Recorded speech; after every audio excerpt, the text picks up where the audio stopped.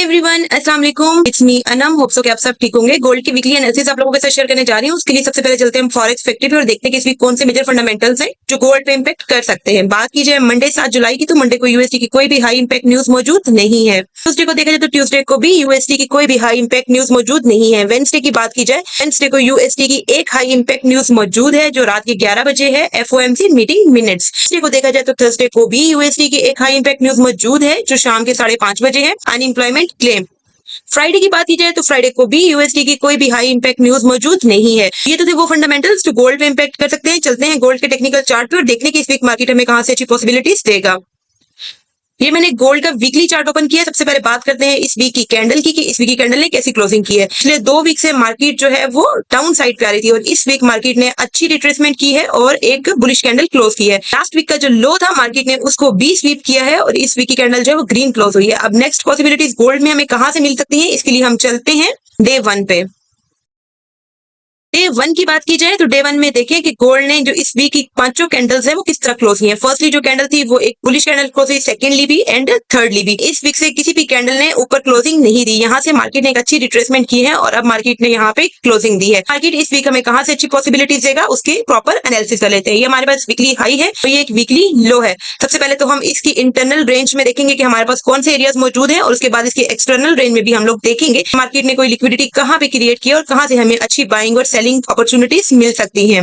सबसे पहले तो यहाँ पे एक सेल इनगल्फ मौजूद थी। मार्केट ने इस वीक इसको ब्रेक किया है और अब जब इसको ब्रेक करने के बाद मार्केट टोटली उसकी रेंज में आके यहाँ से उसने एक रिजेक्शन कैंडल बना के यहाँ पे अब क्लोजिंग किया। मार्केट आगे कैसे हमें पॉसिबिलिटीज देगा, फिर डे 1 में चीजें क्लियर नहीं है, ठीक है। तो अब हम चलेंगे H4 में और H4 में चीजों को क्लियर करेंगे और देखेंगे कि मार्केट हमें कहां से अच्छी पॉसिबिलिटीज दे रहा है। हाँ जी, ये H4 का चार्ट है। H4 में चीजें काफी हद तक क्लियर है। यहाँ पे हमने ये डे 1 में एरिया मार्क किया था, यहाँ पे एक सेल इनगल्फ थी, मार्केट ने उसको ब्रेक किया। ये देखे कि यहाँ पे अभी भी एक सेल इनगल्फ मौजूद है, इसको हम मार्क कर लेते हैं।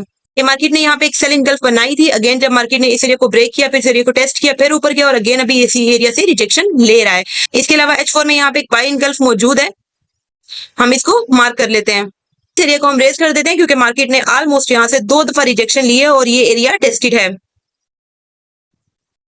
तो फर्स्टली बाइंग हमें इस वाले एरिया से मिलेगी, ठीक है। हम इसी एरिया को मजीद फिल्टर करेंगे और सेलिंग के लिए हम इस एरिया को देखेंगे और इसको H1 में और छोटे टाइम फ्रेम में फिल्टर करके देखेंगे कि क्या मार्केट में यहाँ पे हमारे लिए कोई अनटेस्टेड एरिया है सेलिंग के लिए। यहाँ पे एक सिंपल सेल इनगल्फ मौजूद है, ठीक है, और मार्केट अभी इस एरिया से नीचे है और ये वीकली हाई के अंदर ही है, यानी कि ये इंटरनल लिक्विडिटी यहाँ पे मौजूद होगी। हम चेक करेंगे कि H1 में 30 में यहाँ पे कहाँ से हमें एक अच्छी सेल पॉसिबिलिटी मिलेगी और यहाँ से कहाँ से एक अच्छी बाय पॉसिबिलिटी हमें मिलेगी। हमारे पास H1 का चार्ट ओपन है। आप चेक करें कि मार्केट ने यहाँ पे डबल बल्कि ट्रिपल सेल इनगल्फ बनाई है। अब यहाँ पे एक सेल इनगल्फ बनी, पहले अगेन सेल इनगल्फ बनी और फिर अगेन एक सेल इनगल्फ बनी।